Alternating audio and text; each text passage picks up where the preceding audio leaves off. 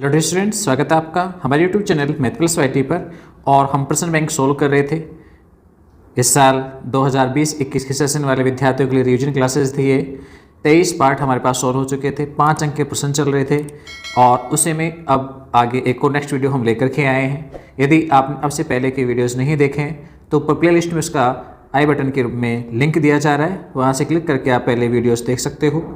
फिलहाल में हमारे पास 5 और 6 अंक वाले प्रश्न चल रहे थे, उन्हीं को लेकर के हम आगे बढ़ते हैं। उससे पहले यदि आप मेरे चैनल पर नए हैं तो प्लीज़ चैनल को सब्सक्राइब कर लीजिए, बेल आइकन में ऑल प्रेस कर लीजिए ताकि आगे आने वाले इसी प्रकार के रिवीजन क्लासेज या इंपॉर्टेंट क्वेश्चंस के वीडियोज़ आपको मिलते रहें।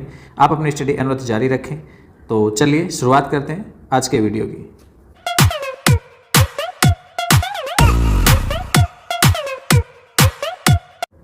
18 क्वेश्चन है हमारे पास। कह रहा है दर्शाया कि integration 0 to π/2 log sin x dx का समाकलन है वो π/2 log 1/2 होता है या फिर माइनस में π/2 log 2 होता है। ये एक इम्पोर्टेंट फॉर्मूला भी है, 6 अंक के रूप में एक बड़ा क्वेश्चन भी है।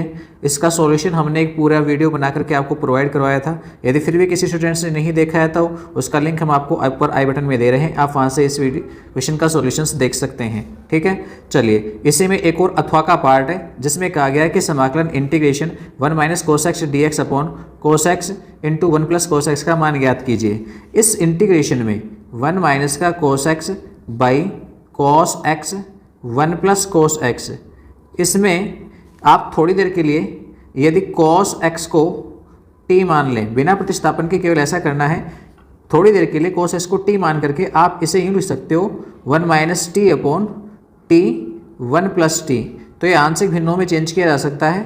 आप इसे a/t प्लस में b/1 + t की फॉर्म में लिख सकते हो। यहाँ से आंशिक भिन्नों के रूप में आप a और b के मान निकाल लेंगे। जब a और b के मान मिल जाएंगे तो इस वैल्यूज़ को उठा के यहाँ पे पुट करेंगे, यानी t की जगह पे आपको cos पुट करना है। तो देखो वैल्यूज़ क्या मिलेंगी, a/cos x और प्लस में b/1 प्लस में cos x। इनका समाकलन आपको करना पड़ेगा। ठीक है, a और b की वैल्यूज आप इन्हें सोल्व करके प्राप्त कर लेंगे। t की वैल्यू समाकलन करने से पहले वापस पुट करनी है, यानी cos x रखना है। अब इनके समाकलन देखो, cos वाला स्टेप से ये तो अंश में चली जाएगी, sec x का समाकलन हो जाएगा, a अचर राशि है बाहर रह जाएगी, यहाँ b अचर है, नीचे 1 + cos x है, इसकी जगह आप 1/2 cos स्क्वायर x/2 लिख सकते हो और ये cos स्क्वायर x/2 अंश में जाएगा तो क्या बन जाएगा, sec स्क्वायर। तो 1/2 तो बाहर छोड़ दीजिए और ये हो जाएगा sec स्क्वायर x/2 और dx। अब इनके समाकलन 10 में आ जाएगा और ये सीधा आपके पास log sec x + tan x बन जाएगा। ठीक, तो आपके पास इस प्रकार से समाकलन हो जाएगा। एक और है इसमें हमारे पास यहाँ पर, वो क्या है आप उस पर ध्यान दें। तो कह रहा है कि एक अथवा में तीसरा भाग वक्र 2x² माइनस में y² बराबर 14 पर सरल रेखा x प्लस, ये x है भाई, x + 3y बराबर 6 के समांतर अभिलंब का समीकरण ज्ञात कीजिए। आपको क्या मिले है, यहाँ पर वक्र का समीकरण मिला है और अभिलंब के समांतर समीकरण मिला है। ठीक है, तो अभिलंब रेखा जो भी होगी वो स्पर्श रेखा के लंबवत होती है। तो देखो वक्र का समीकरण आपको यहाँ पर मिला है, मैं इसे सोल्व करके यहीं पे बताना चाहूँ तो वक्र का समीकरण मिला है। वक्र के समीकरण से आप स्पर्श रेखा की ढाल निकाल सकते हो। 2x² माइनस में y² = 14 ये वक्र का समीकरण है। डिफ्रेंशिएट करेंगे हम इसे, शॉर्ट में समझा रहा हूँ, प्रॉपर तरीके से आप लिखें, खूब पीछे क्वेश्चन हो गए हैं ऐसे। तो डिफ्रेंशिएशन करेंगे तो हो जाएगा 4x और माइनस में 2y और dy/dx = 0, या फिर आप dy/dx निकालेंगे तो आपको मिलेगा 2x/y। ये क्या है, किसी बिंदु xy पर स्पर्श रेखा की ढाल है।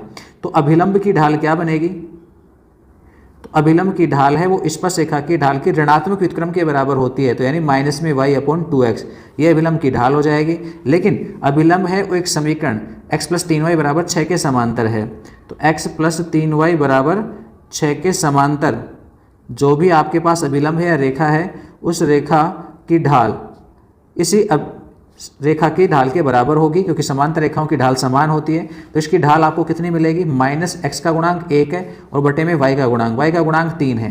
तो आप अभिलंब की ढाल को इस समांतर रेखा की ढाल के बराबर रख देंगे तो आपको पास क्या आ जाएगा, y बटे में 2x, माइनस से तो माइनस कट जाएगा, = 1/3 हो जाएगा। या फिर आप यहाँ से y की वैल्यूज निकालेंगे तो आएगी 2x/3।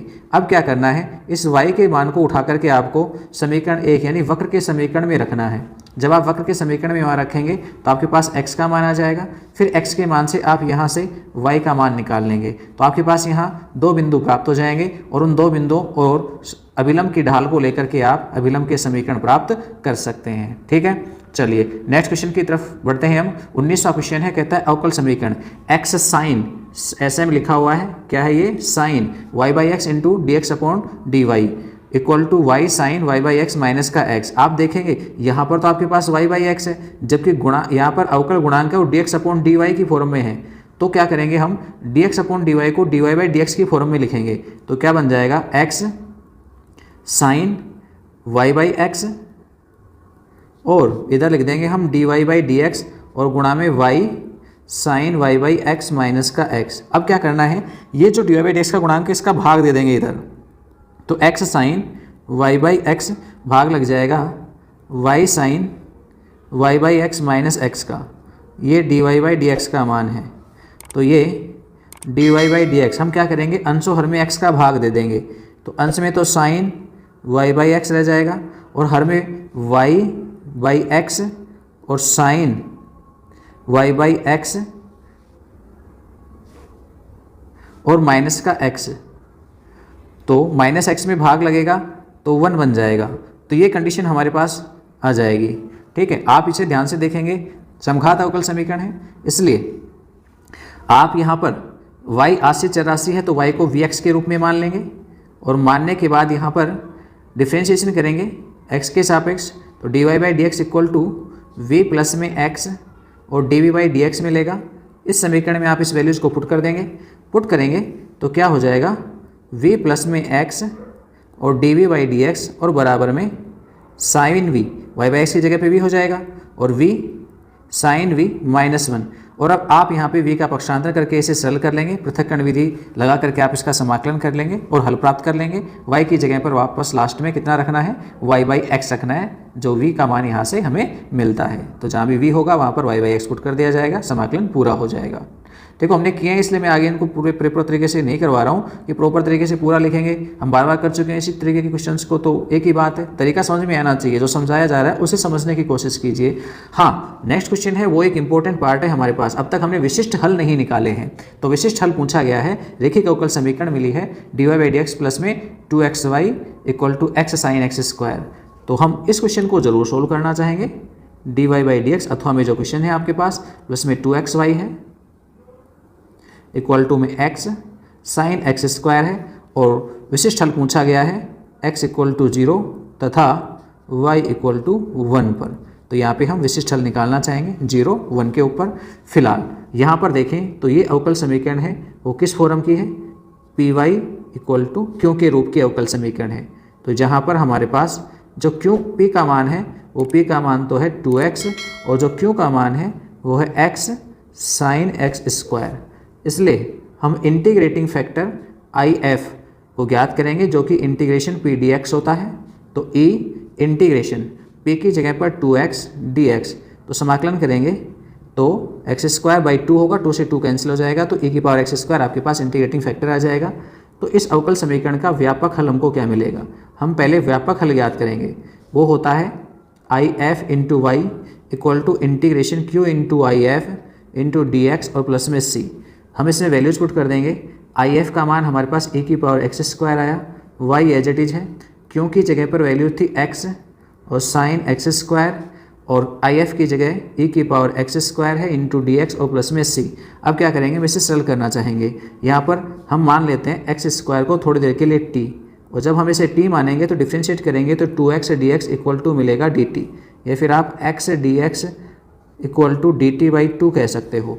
रिप्लेसमेंट होगा तो e की power x square into y equal to integration, यहाँ x और dx की जगह पर तो हो जाएगा dt बाई 2, तो बाई 2 तो मैंने बाहर लिख दिया और ये dt लिख दिया है। साइन एक्स स्क्वायर की जगह t रखा जाएगा और e की पावर t, ठीक है।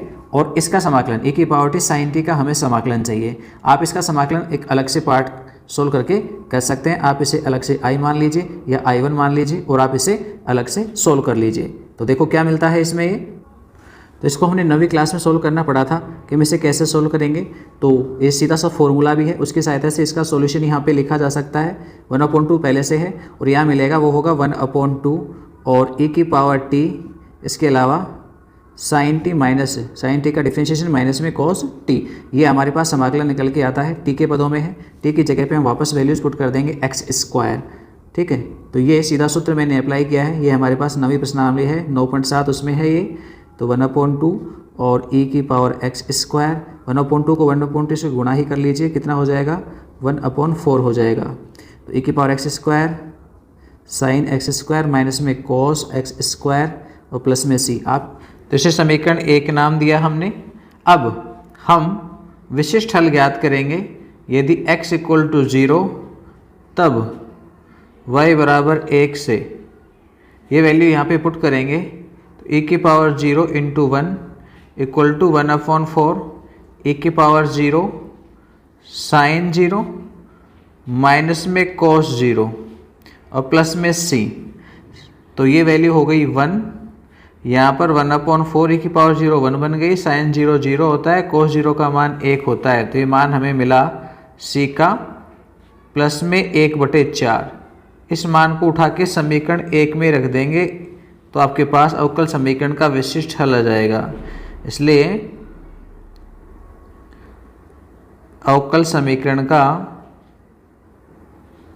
विशिष्ट हल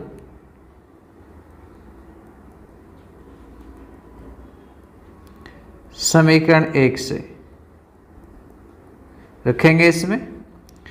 तो e की पावर एक्स स्क्वायर × y = 1/4 और e की power x square sine x square minus में कोस एक्स स्क्वायर और c की जगह हम 1/4 रख देंगे, या आप इसे y = 1/4 कॉमन ले सकते हो और e की पावर एक्स स्क्वायर का भाग देंगे दोनों तरफ। तो यहाँ से मान मिलेगा साइन एक्स स्क्वायर माइनस में कोस एक्स स्क्वायर और 1/4 हमने कॉमन ले लिया, यहाँ पर e की पावर माइनस में एक्स स्क्वायर आ जाएगा। तो ये आपके पास विशिष्ट हल आ जाएगा, ठीक है।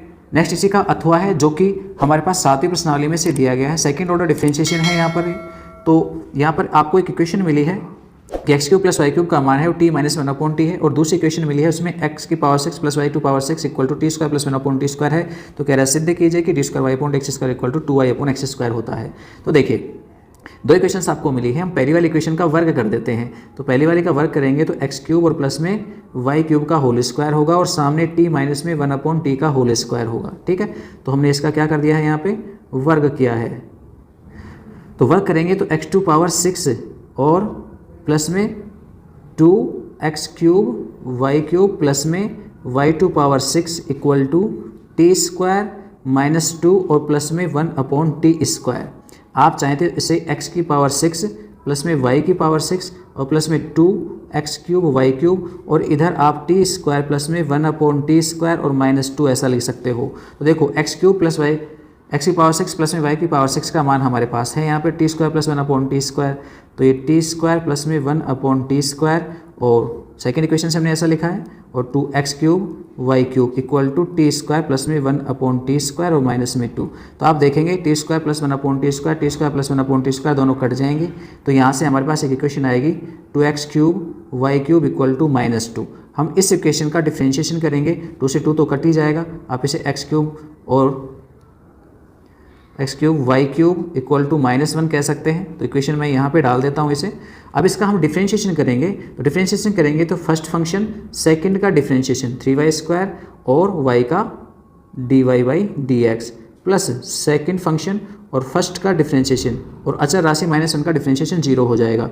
आप यहाँ पे ध्यान से देखें तो dy/dx की जो वैल्यूज है वो क्या मिलेगा, 3x³ y² और इधर इक्वल टू में हम लेकर के आए तो माइनस में 3x² y³, ठीक है। अब यहाँ आप इन्हें काटने की कोशिश कीजिए, क्या क्या बचता है, dy/dx = x² y³ और बटे में x³ y²। तो बचेगा माइनस में y/x। ये हमारे पास मान आया। हम इसको और डिफ्रेंशिएट करते हैं दोबारा, तो d²y/dx² होगा, यहाँ माइनस में x² और x माइनस का चिन्ह तो बाहर छोड़ देते हैं और हर अंश का अवकलन यानी dy/dx और माइनस में अंश और हर का अवकलन 1। तो ये माइनस x और dy/dx का मान अभी निकाला था माइनस में y/x और माइनस में y और बटे में x²। तो आप देखेंगे x से x कट जाएगा, d²y/dx² इक्वल टू माइनस और कोष्टक में माइनस का 2y और बटे में x²। तो हो जाएगा प्लस में 2y/x²। आप देखेंगे कि सेकेंड ऑर्डर डिफरेंशिएशन के रूप में यही चीज़ पूछी गई 2y/x² और हमें 2y/x² ही मिला है, तो ये सत्यापित हो गया, हेंस प्रूव्ड। नेक्स्ट आ जाइए 20वें क्वेश्चन पर। कह रहा है दो रेखाएं आपको दी गई हैं, इन दो रेखाओं के मध्य की लघुत्तम दूरी ज्ञात कर दीजिए। रेखाएं आपको कार्तीय रूप में मिली हैं, तो कार्तीय रूप से आप सबसे पहले क्या क्या करेंगे, पहली रेखा जिस बिंदु से गुजरती है उस बिंदु का स्थिति सदिश लिखेंगे। तो वो क्या बनेगा, यहाँ x में से y में से और z में से क्या क्या घट रहा है उनको i j के साथ गुणा करके लिख दीजिए। तो क्या बनेगा 3i कैप प्लस में 4j कैप और माइनस में k कैप, ठीक है। और ऐसे ही b1 वेक्टर क्या होगा, नीचे जो इनकी दिक् अनुपात है उनसे बनने वाला सदिश, तो वो 2i cap plus j cap minus में 3k कैप। इस प्रकार से b1 वेक्टर ज्ञात किया जा सकता है। दूसरी इक्वेशन से a2 वेक्टर यानी दूसरी रेखा किस बिंदु से गुजरती है, तो यहाँ देख सकते हो x y z के कौन कौन से मान यहाँ पे घट रहे हैं, 1 घट रहा है, 3 घट रहा है और 1 घट रहा है। तो i प्लस 3j और प्लस में k, ये a2 वेक्टर। इसके अलावा b2 वेक्टर नीचे दिक् अनुपातों से बन जाएगा, माइनस का i कैप प्लस में 3j कैप और प्लस में 3k कैप। ये सारे मान हैं। और अब सूत्र जानते हैं लघुत्तम दूरी का क्या होता है भाई, लघुत्तम दूरी d ज्ञात करने का सूत्र हमारे पास a2 vector minus a1 vector. ऐसे बहुत सवाल हमने कर दिए हैं। Dot product b1 vector cross b2 vector और बटे में b1 vector cross b2 vector का परिमाण और इस पूरे का मापांक, क्योंकि दूरी है वो धनात्मक होती है इसलिए मोड लगाना ना भूलें। इस सूत्र में मान रख देना और आपके पास आंसर आ जाएंगे। सेकंड है एक बिंदु से रेखा की लंबवत दूरी ज्ञात करनी है। सिंपल सा क्वेश्चन है, एक रेखा का समीकरण आपको दिया गया है और एक बिंदु दिया गया है, उस बिंदु से रेखा की लंबवत दूरी यानी रेखा के ऊपर इस बिंदु से लंब डाल दिया जाए तो वो आपके पास ये होगा। बिंदु को मैं P नाम देता हूँ, तो 3 - 1 और 11 है। और ये जो रेखा जो दी गई है वो है इस बिंदु क्यों पर ये काट रही है, इसे डाला गया लंब है। तो क्यों को कहते हैं लंब पाद के निर्देशांक। तो हम पहले क्यों के निर्देशांक निकालेंगे। क्यों के निर्देशांक कहाँ से मिलेंगे, रेखा के समीकरण से चर बिंदु x y z के मान निकाल लेंगे और जब x y z के मान यहाँ पर रख दिए जाएंगे उससे पी क्यू रेखा के दिक् अनुपात आ जाएंगे। पी क्यू रेखा के दिक् अनुपात और इस दी गई रेखा के दिक् अनुपातों का क्या अदिश गुणन का जो योग है वो आपके पास सदैव 0 होगा, क्योंकि लंबवत रेखाएं लंबवत रेखाओं के दिक् अनुपातों के गुणा का योग 0 होता है। उससे आपको यहाँ पर क्यों निर्देशांक की वैल्यू मिल जाएगी, जिससे कि पी क्योंकि लंबपाद के निर्देशांक मिलेंगे तो फिर पी क्यू रेखा की दूरी भी ज्ञात की जा सकती है। इस रेखाखंड की दूरी ही लंबवत दूरी कहलाएगी। ऐसा ही इसका एक और भाग है हमारे पास सेकंड, जो एक बिंदु से रेखा पर डाले गए लंबपाद ज्ञात कीजिए, यानी क्यों के निर्देशांक निकालने हैं और फिर दिए गए बिंदु से रेखा की लंबवत दूरी भी ज्ञात करनी है। सेम वैसा ही क्वेश्चन है, कई हो चुके हैं पीछे इसलिए बार बार इनको रिपीट करें। सेम उसी प्रकार से एक इंपॉर्टेंट चीज़ जो यहाँ पर है वो रेखा का सममित रूप नहीं है। आप इस रेखा के समीकरण को कुछ इस प्रकार से लिखेंगे x - 4 बटे -2, अंश में से माइनस कॉमन ले लेंगे या कह सकते हो अंश हर को -2 से गुणा कर देंगे तो ये आपके पास मान इस क्रम में आएगा। ये 4 नहीं है, y बटे में 6 है और z -1 बटे -3। आपको इस प्रकार से ऐसे लिखना है। ये कहलाता है सममित रूप जब x y z के गुणांक धनात्मक 1 हों, ये ध्यान रखना है। तो इस रूप में आप इसे काम में लेंगे, न कि ऊपर लिखे हुए रूप में। आप इस रूप में बदलेंगे और उसके बाद आगे का कार्य करेंगे। सेम वही एक बिंदु रेखा का समीकरण मिला है, बिंदु मिला है, लंब डालेंगे, क्योंकि मान ज्ञात कर लेंगे और क्योंकि जब मान आ जाएंगे आपके पास चर बिंदु के रूप में तो पी क्यू रेखा के दिक् अनुपात निकालेंगे और इस रेखा के दिक् अनुपातों के साथ डॉट प्रोडक्ट कर लेंगे या कहें तो अदिश गुणन कर देंगे। वो बीजीय योग आपके पास 0 के बराबर होगा। वहाँ से आपके पास लैम्बडा या आर जो भी आप यहाँ पे मानेंगे उसका मान आ जाएगा। उससे क्यू बिंदु के निर्देशांक ज्ञात होंगे, क्यू यानी लंबपाद के निर्देशांक मिल जाएंगे और उसके बाद पी क्यू दूरी ज्ञात की जा सकती है दूरी सूत्र की सहायता से। आगे देखिए 21वां जो क्वेश्चन है वो एक 2013 में आया हुआ अच्छा प्रश्न है। वैसे कुछ खास है नहीं, मैट्रिक्स का है। मैट्रिक्स ए आपको मिली है तो आप पहले इसके LHS वाले भाग को हल करेंगे। यहाँ पर आई क्या है, 2 क्रम की इकाई सदिश है, उसमें इस मैट्रिक्स ए को जोड़ना है। ये कार्य तो छोटा सा है जोड़ने का। फिर यहाँ पे घटाना है। घटाने के बाद क्या करना है, इंपॉर्टेंट कोस और साइन की जगह पर आपको इनके tan के पदों में फॉर्मूले लिखने हैं। अब हमने पढ़ा है cos x तो होता है 1 माइनस में tan स्क्वायर एक्स बाई 2 और बटे में 1 प्लस में tan स्क्वायर एक्स बाई 2, ये रखना है मान। और sin x की जगह पर रखना है क्या होता है 2 tan x अपॉन 1 प्लस में tan स्क्वायर एक्स, ये वैल्यूज़ हमें यहाँ पे रखनी है। तो आप देखोगे दोनों ही फॉर्मूलों में नीचे 1 प्लस tan स्क्वायर एक्स आ रहा है, तो जब यहाँ रखोगे तो इस मैट्रिक्स में से सभी पदों में से 1/1 प्लस tan स्क्वायर एक्स बाहर निकल जाएगा। बाद में इस मैट्रिक्स का और यहाँ पर जो बचेगा tan में पद उनको गुणा कर देना, गुणा करके सरल करोगे तो वो इस LHS मान के बराबर आ जाएगा। ऐसे का एक और अथवा पार्ट है जिसमें कहा गया एक मैट्रिक्स मिली है और एक मैट्रिक्स बी की इन्वर्स मैट्रिक्स मिली है, तो कह रहा है ए बी का होल इन्वर्स ज्ञात कीजिए। अब देखो ए बी के होल इन्वर्स के बारे में हमने पढ़ा है कि ये बी इन्वर्स ए इन्वर्स होता है, तो बी इन्वर्स ए इन्वर्स ज्ञात कर लो, ए बी का होल इन्वर्स भी आ जाएगा। अब ए बी का होल इन्वर्स कैसे निकालेंगे, उसके लिए हमें बी इन्वर्स चाहिए, वो बी इन्वर्स तो दे रखा है, ए इन्वर्स चाहिए, तो ए इन्वर्स हम किससे ज्ञात करेंगे, मैट्रिक्स ए से ज्ञात कर लेंगे। निकालना जानते हैं, सेकंड मैट्रिक्स ज्ञात कर लीजिए और फिर उसमें इसके सारणिक का भाग दे दीजिए, ए इन्वर्स मिल जाएगा। तो आप ए इन्वर्स पहले ज्ञात करेंगे एडजॉइंट ए बाई सारणिक ए की सहायता से, ए इन्वर्स मिल जाएगा। फिर ए इन्वर्स और बी इन्वर्स का गुणा कर देना, आपके पास ए बी का होल इन्वर्स आ जाएगा। ठीक है, तो एक और क्वेश्चन आपके पास है यहाँ पर, वो सोलह प्रश्नावली प्रायिकता से है। कह रहा है ए यदि पुस्तक की 90% समस्याओं को और बी उसी पुस्तक की 70% समस्याओं को हल करता है तो ए के द्वारा समस्या को हल करने की प्रायिकता है वो 90% होगी, 90/100 या कहें तो 0.9 होगी। जबकि बी के द्वारा समस्या को हल कर लेने की प्रायिकता है वो 70% या कहें तो 0.7 होगी। ठीक है, अब इनके द्वारा हल नहीं किए जाने की प्रायिकता पी ए वो कितनी मिलेगी, 1 माइनस 0.9 इट मीन्स 0.1, और बी के द्वारा हल नहीं किए जाने की प्रायिकता वो मिल जाएगी 1 माइनस 0.7 यानी 0.3। अब क्या कह रहा है, उनमें से कोई समस्या हल कर सकता है, व्यक्ति हल कर रहे हैं इसलिए व्यक्तियों के लिए स्वतंत्र हैं घटनाएं, एक दूसरे पे कोई डिपेंड नहीं करेगा कि एक को आता है दूसरे को नहीं आता है।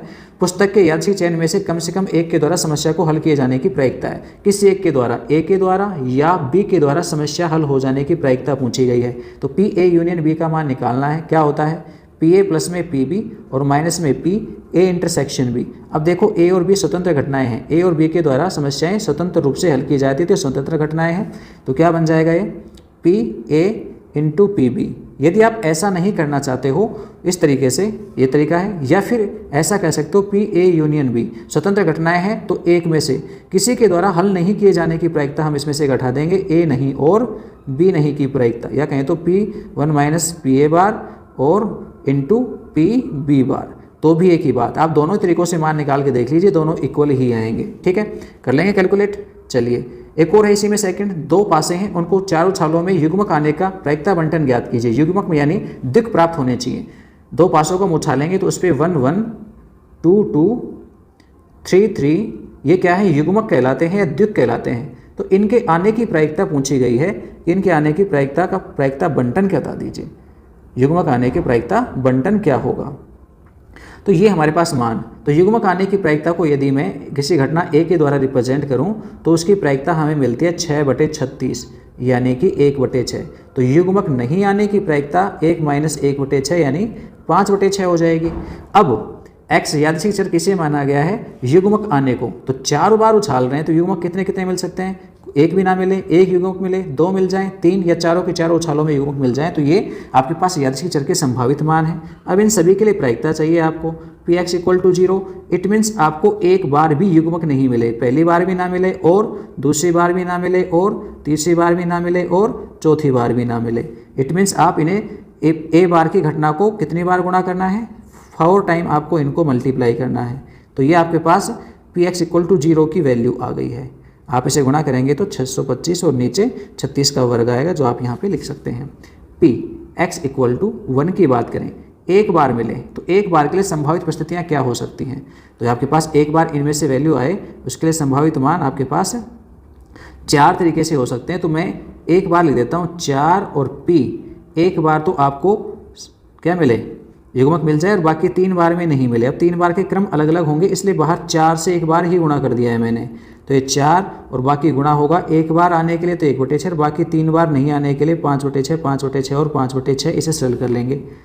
Px = 2 की बात करेंगे तो 2 बार आपको मिले, तो 2 बार आपके पास यहाँ पे तो ये 6 मान आ जाएंगे और बाकी A 2 बार तो आपको युग्मक मिले और 2 बार में नहीं मिले। आप ऐसे बहुत सारे सेट लिखेंगे तो 6 टाइम आएंगे, इसलिए मैंने एक साथ कंबाइंड लिखा है और बाकी आप इसे सोल्व कर लेंगे तो जितना भी मान आएगा वो आपके पास x इक्वल टू 2 के लिए प्रायिकता मिल जाएगी। ऐसे ही x इक्वल टू 3 के लिए निकाल देंगे और x इक्वल टू 4 के लिए निकाल देंगे। 3 के लिए वही 4 बार आएगा, पहली बार में सफलता यानी युग्मक मिले, दूसरी बार में युग्मक मिले, तीसरी बार में मिले लेकिन चौथी बार में ना मिले।